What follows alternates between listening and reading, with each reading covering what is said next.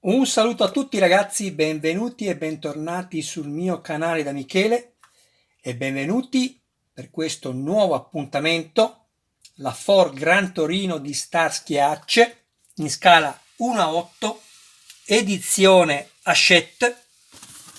Andiamo subito a vedere l'invio ricevuto.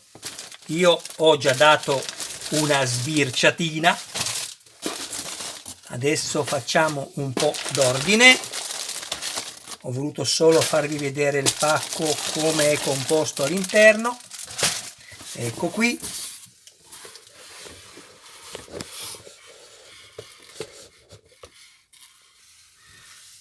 Abbiamo il numero 19, il numero 20 e il numero 21.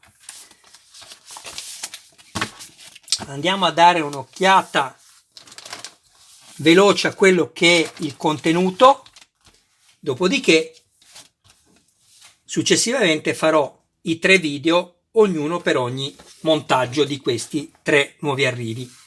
Andiamo a vedere il numero 19 cosa è contenuto. Abbiamo i componenti dell'impianto sterzante. In questo numero cominciamo ad assemblare gli elementi che costituiscono lo sterzo e sono questi. Ecco qui.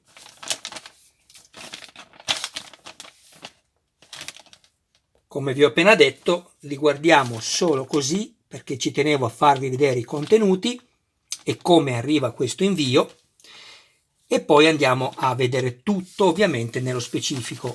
Intanto vi ringrazio di seguirmi, delle vostre visualizzazioni, delle iscrizioni,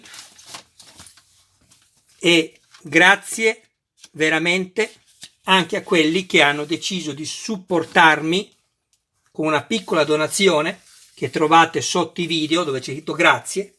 Sono rimasto, come ho già detto nei video precedenti che potete, se avete piacere, andare a vedere, sono rimasto meravigliato perché prima di allora, cioè dell'altro ieri, ecco, forse 2 o 3 giorni fa, nemmeno ne conoscevo l'esistenza, se non fosse stata per la donazione che mi è stata fatta da Moto Passione Torino e poi un altro iscritto che non vuole essere nominato, quindi abbraccio a tutti e due e vi ringrazio. Allora, nel numero 20 troviamo i componenti dell'impianto sterzante. In questo numero assembleremo il piantone e la scatola dello sterzo che poi collegheremo all'intero impianto sterzante. Anche qui vi dico subito che sia i pezzi precedenti, quindi fascicolo numero 19, che in questo che il fascicolo numero 20 ci sono numerosi pezzi in metallo. Guardate che bello questo pezzo di ottone dentato che servirà certamente per la vite senza fine dello sterzo, che è questa. Bene, andiamo a vedere il numero 21.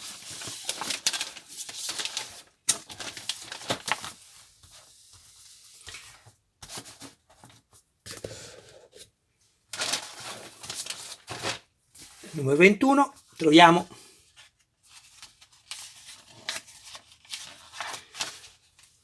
montaggio dell'interno del parafango anteriore sinistro. In questo numero assembleremo il sistema di spurgo dei freni e inizieremo a montare l'interno del parafango anteriore sinistro. Mi veniva da sorridere perché penso a un mio iscritto, ciao Stefano, che mi dice che è mezzo impazzito a montare tutto l'impianto di tubicini. Adesso, vedendo questo tubo, ho detto Ale, ce n'è un altro.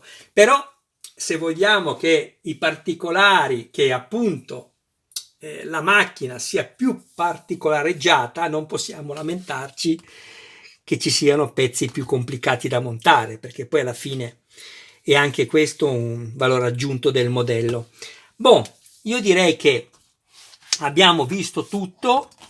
Adesso facciamo una rappresentazione di quello che abbiamo montato nei numeri precedenti Dopodiché seguirà il primo video, dopo questo, del montaggio numero 19. Andiamo a vedere subito. Guardate cosa c'è qui.